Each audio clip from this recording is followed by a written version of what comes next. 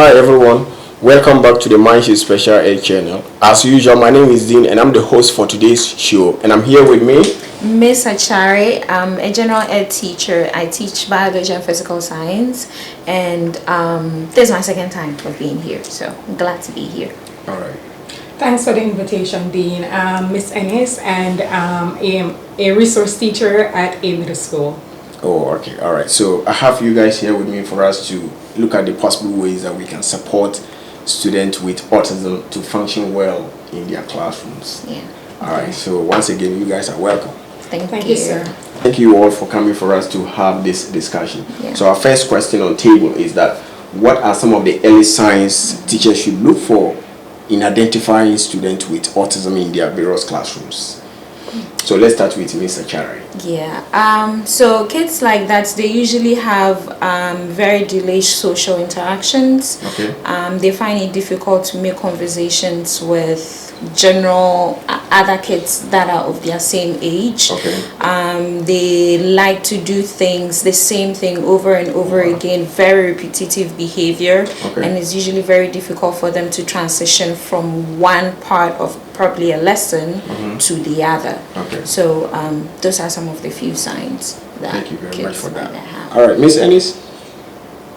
Yes, so for me, all right, so identifying signs in autism, it can be a very tricky situation because it varies greatly from one student to another. Okay. So not every student will display the same characteristics. So it is very ideally for teachers to be very observant in the classroom to just see whatever is taking place. So another sign, as Ms. Achari spoke about, repetitive behaviors. Okay. So like in that specific manner, like if a child may be severely autistic, they could be performing actions such as like and flapping, moving back and forth consistently. It could be a case where they're rocking consistently back and forth or repeating the same words, moving in isolation, and that is also known as echolalia. So those are some of the things that you can use as signs to identify autism. Okay. Also, another sign could be communication challenges. Okay. Students with autism, they don't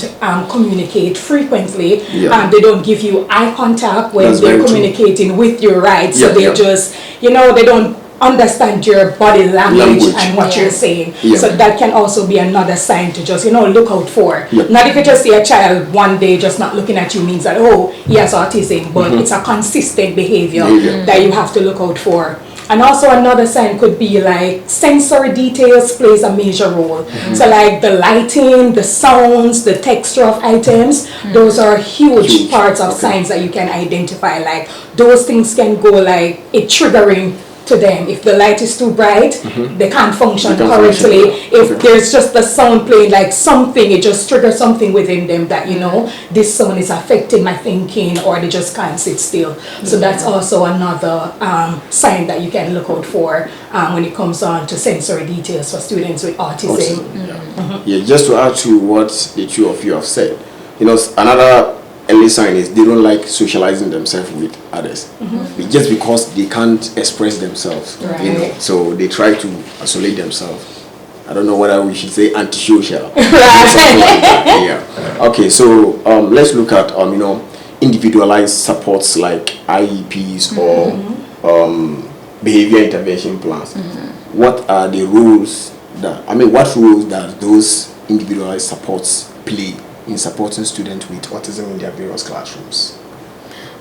With those plans, I think they're very good because it outlines, especially I am a general ed teacher. Okay. So it outlines every single thing I need to do, every support I need to do to help the kids specifically. Yes. And we mostly take care of about 25 kids, 20 kids. And so having that backing really helps to go specifically into detail. If you see a sign that you probably do not understand, you can always refer back to it. Okay. For them, kids like that, you could always make sure that the colors, the lighting, whatever is going on in the classroom has so much harmony that it would not rather repel them from being socially accepted in the classroom, but rather draw them in closer. So those plans are very good. Okay, that's it. So just to add to what you said, it means that the IEPs will actually outline the support or the accommodations that you put in place to help them function well in your classroom. That's good. All right, Miss Ennis?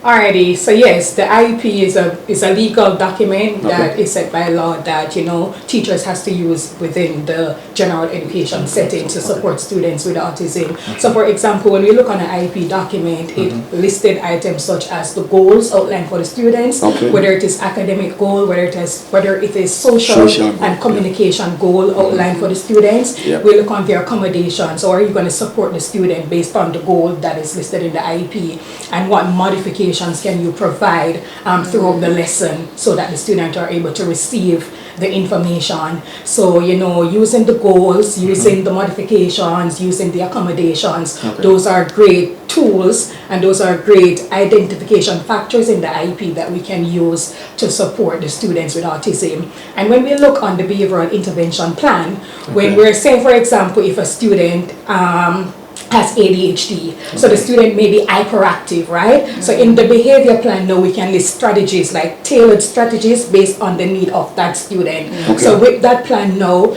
the general education teacher will identify the strategy, whether you're going to have set up an like a cool down corner in your classroom, so it's like an independent corner for that student, and the student is fully aware. You know, if I am experiencing this mood, something triggers my behavior, they can go to that section where they can cool down, you know, debrief of whatever is happening inside the classroom. And also other strategies like taking a brain break. We can't overload them with a lot of information all at once, so we have to give them time to process the information. So like the behavior intervention plan comes with a lot of strategy. Again, it's based on the individual need of the student. Then the educator or the specialist will tailor it to their need and then provide it to the general education teacher so that they can give it to them or provide them with those tools inside the general education classroom where they can function with their peers independently. That's very good. Okay, so yeah, when we're explaining the individualized support system, we I could hear that the two of you are talking about some strategies that teachers could put in place.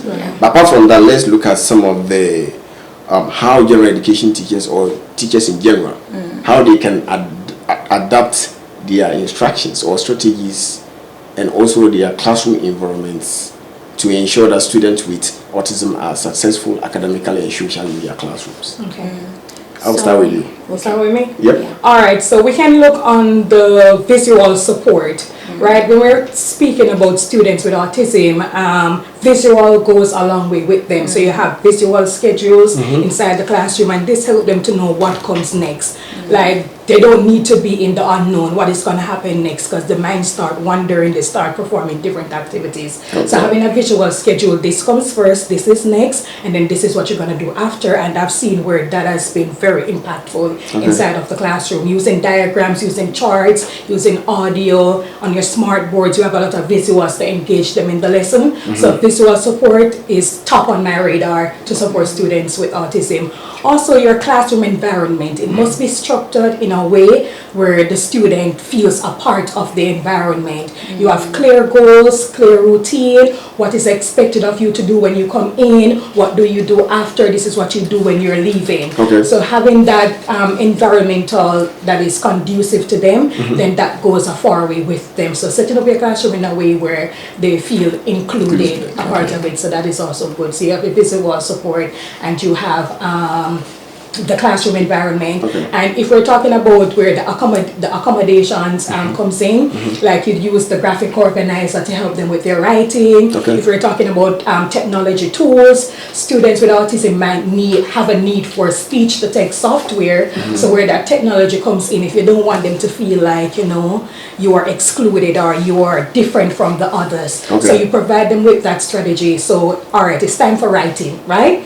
So the child now has a barrier between communicating and writing. So the speech to text software, then the child has their device, and they don't have to have the teacher that comes to them they'll just know that it's time for writing. I have my speech to text software. I put it up on the screen and I start using it to do my writing while everybody else do what they're supposed to do. And it's also good, my final point, is to pair them with another student who understand and can be a role model to them. Because we know that they may have some form of limitations. So pairing them with someone that can support them and they can benefit from each other, then that will also be a good support for that child inside the classroom. All right, thank you for that response. Okay, Ms. Achari, so let's look at some of the or the ways that you think teachers can adapt their instructions so that students with autism can function well in their classrooms. So generally, even before going specifically to the classroom, that's one of the things I really applaud about the American school system, such that even though there are kids with so many special needs, they still find a way to involve them or include them in the classroom. That's very true. So I feel like even as autistic kids, you know, they would have their general ed classes. They could also go to the special ed classrooms to get the needed support that they need. Coming into the general ed classroom, some of the things I do personally would be, I try, especially at the beginning, I try to create a very good classroom community so that they know they feel welcome. Even if they do not want to talk from the first few weeks of school, it is still fine. And I also make sure that they are very close to me. Always make sure I go close to them, speak with them, make sure that they are fine, everything is going on well. And just like Miss Ennis said, yes, having clear transitions from the beginning of each lesson to the end, so that they know exactly what to do, exactly at that time, and exactly where to put every single thing. And what they would be expecting. What they would be expecting. So that's very good. Those are some of the things that I do. I also make sure that I set very high expectations for them. That's very true. Very high, so that they know that they can do this, they've got it. What they have, they are special. It doesn't mean that it should be a limitation to them. So those expectations will help them to do more, to do better than they even think they can do. And that's true. And that higher expectation also serves as a strong motivation. Right. Because some of the students will be like, oh no, this is just something small. That cannot motivate me to participate whatever that you are coming to deliver to us. And that is very true. Okay, so and just to add to what Mr. Cherry says too, right? It's always good to keep in mind to be direct with your instructions. Oftentimes we'll talk in Jordans, we'll be like using idioms and figurative language when we're speaking to our typical students in the classroom, but when it relates to students with special needs, then especially for the students with autism, you have to be very literal in what you're telling them to do, because remember, they process things differently from a typical student. So we have to refrain from using all those stuff, because we don't want to pressure their brain trying to figure out what you're saying. Just get to the point and just say what you have to say to the student, and that helps them a lot instead of spending time to figure out when you're speaking figuratively to them. That's true. And to add to what you both just said, you know, sometimes it's good to allow them to when you are expecting them to respond to whatever that you're asking them to do, it's also good to allow them to express themselves in the form of what, writing. They don't really like talking. So we should also look out for that as well. And sometimes you have to push them out of their comfort zone. I can recall I have a student, right? And I keep this student close to me. It took me 1 year to give that student a hug and to actually have regular conversations outside of the academics. And like every morning I stand, I offer him a hug, he will refuse it, and I stand there every single morning. And one morning I wasn't at the door to give him a hug, even though I know he would have refused it. And the morning where I wasn't there, he was like, hey, Miss Anis, I didn't see you at the door, not giving out any hugs this morning. I was like, I was busy. I was like, I had this to do and I have a meeting preparing for, so that's why I'm not there. And he came up to me and he actually gave me a hug, and I was so shocked, and I was like, even we're doing the things I might think that they're not getting it, but it's still good to push, because you never know, one day they'll just, you know, fall into place and just get it right. And I will thank you. You know, our last discussion, Yeah. You and I, you remember, you gave a student an opportunity to express. Yes. So I had a student like that, and even apart from that, I remember just the past semester, I gave out a project, and what I was expecting was like a PowerPoint presentation of everything we'll be doing for the semester, and I heard him ask me if he could do a video instead of a PowerPoint presentation. At the end, I wish if I could give 1,000 out of 100%, I would, because he made this really nice animated video of all the 8 to 9 topics that we've been talking in biology, and he had a 98 on the EOC. So it's all this skill comes into so imagine if she hadn't given saying see one of those teachers, so you have to do this presentation and all that. So it's good to be flexible, you know, when you know your student, then you make accommodations for them, and that is good. Thank you very much for that. All right, thank you all for the responses that you gave. That is very, very encouraging, and I'm very happy to hear all the responses. All right, so let's look at how do we build stronger communication and trust with families of students with autism. All right, so let's start with Miss Ennis. Okay, so it is always good to build a positive and strong relationship with families of students with autism. I believe that once you have set a clear and open communication with the parents from the get-go, then that will help you throughout the process. And having this communication, it involves the good, the bad, and the ugly. So it's not all about the gains and the success, but everything that comes with it. So for example, if you're working with a particular goal with the student listed on their IEP, and say for example the first 9 weeks of school, and you're about to send that progress report, and the child is at a minimal progress or unsatisfactory progress, you're still to, even though you're going to send home that paper document to the parent, it is always wise, you know, to meet up with the parent, whether through parent conference, whether through email or a phone conversation. Call them, let them know what's going on. Or if we can meet for a meeting to see, all right, then what other strategies we're going to try for the second 9 weeks of school, since that the child for the first 9 weeks, we have used these strategies and he's at a minimal or unsatisfactory progress. We're now going to put these in place. Or if the child is doing good, you know, always tap in, check in, give them calls, you know. And it's always good to practice active listening. Sometimes we as educators will believe that we know it all, and because we are the specialists and we knows everything, but we really don't know. But you know, we want to do everything and stuff like that. But I mean, who knows the child better than their parents? We still need the knowledge of the parents. We still need them. So what I'll do, for me, I usually send home a parent input form.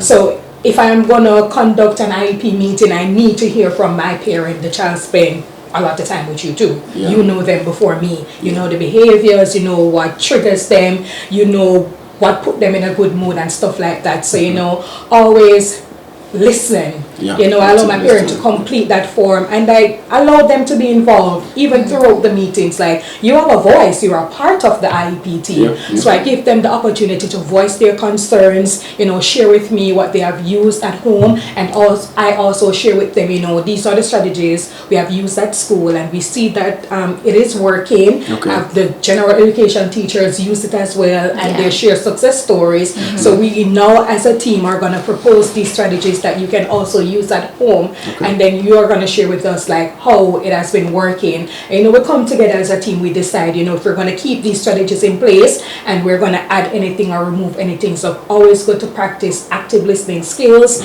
give the family an opportunity to voice their concern or to speak up for their child, because it's their child, right? And then like always keep communication is key. Having that collaboration between school and home is always key. Once we have that together, then we win. All right, thank you. Yes. Yeah, so to add up to what Ms. Ennis has said, on the fact that you're going to keep both the parents and the teacher on the same pace, what I personally do is that I try as much as possible that at the beginning of every chapter, maybe if it's cells, if we're going through any topic, I take the parents along with me. So like with the softwares that we use, I make sure that the parents get a notification, this is what we're doing. Okay. If there's a project that needs to be done, if there's, we're going to learn about germination, we know there's a project we're going to do. Okay. If we're going to need certain resources at home, or the kid would need to probably plant a bean seed or do something at home, the parents will be there to give those needed support and also know exactly what we're doing. So taking the parent along on the journey is also a very big thing that I do as a general ed teacher. So thank you very much. And some parents are very happy when you keep them involved in the education. I've seen it. They are very happy. And sometimes if you decide not to involve them, they just, even if problem comes, they will not even they will not be there for you. And also next thing too, it's always good to communicate with parents, have that back and forth conversation. But I also believe that it's highly important to have the student in the middle, especially when they're at an age, they're not in elementary school, they're middle school, high school. This is their future that we're talking about. This is, this is what's gonna help you to have a future that you want for yourself. So, having them understanding that, this is what we have planned for you. How can you, do you agree with this that we have for you? If not, then what's your suggestions? Because when I'm having IEP meetings and I've outlined the goals and stuff like that, my student has a voice. Do you believe that this is something that you can work on? Do you believe that it is challenging? Because at the end of the day, we want to set realistic goals for them. So you have to be aware of what is going on. We don't just come and talk, plan with your parent. It is not for me, it is not for mom, it's for you. So you have to be a part of it throughout the process so that you see the need of it too, because we're not going to see any growth at the end of it. So I wanted to add that as well. All right, thank you very much. From each of you, I just want one recommendation from each of you that you give to schools to foster inclusion and reduce stigma among students with autism. Okay. So let me start with you. Okay, sure. I believe if schools celebrate diversity and introduce a lot of individuality, because even though they may be autistic, they are still individuals and every case is different. So celebrating diversity while being individual for them would be a great thing too. Thank you. And then I would say spreading educational awareness is key. I mean, we come up with all these strategies. We talk about how we're going to make implementations in this area and that area, but if you don't have the background knowledge of where this is rooted from, then you don't know where we're going. And if you don't know where you're going, then it doesn't make sense. So spreading that educational awareness, whether we're going to set some workshops in place, we're going to have parent conferences, we're going to have staff development meetings, so not just special education teachers, but also to spread awareness in our schools to the general education teachers and other professionals that are engaged with the students. So it's always good to spread educational awareness right across the board and what these disabilities are and how we're going to plan for the students in the future, because our aim is to put our students first. So that's without you. All right, thank you very much. Please don't forget to subscribe and stay connected with MindShift Special Ed Channel for more content like this. See you next time in the video.